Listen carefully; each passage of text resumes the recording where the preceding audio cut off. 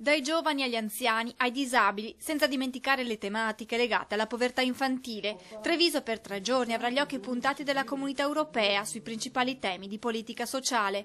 Un'occasione di incontro e confronto tra le realtà nazionali, ma anche tra i paesi europei come Austria, Germania, Francia, Spagna, Belgio, Svezia e Ungheria.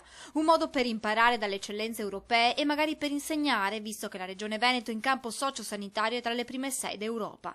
Negli ultimi 20 anni l'Europa ha costruito solide politiche sociali. La missione, sottolinea l'assessore Sernaggiotto, è di mantenerle, guardando soprattutto a 3 temi fondamentali, al centro anche della 3 giorni trevigiana. Il primo è quello della povertà temporanea e della capacità di recuperare le persone quando si sentono un po' sole perché non c'è lavoro, perché lo perdono. La seconda è quella degli anziani, l'invecchiamento attivo, perché siamo tutti consapevoli che un anno migliore per una persona è buono per lui, ma è buono per la comunità anche sotto il profilo economico. La disabilità è un altro grande tema che questi ragazzi, quando sono in una dimensione attiva quotidiana, vivono meglio.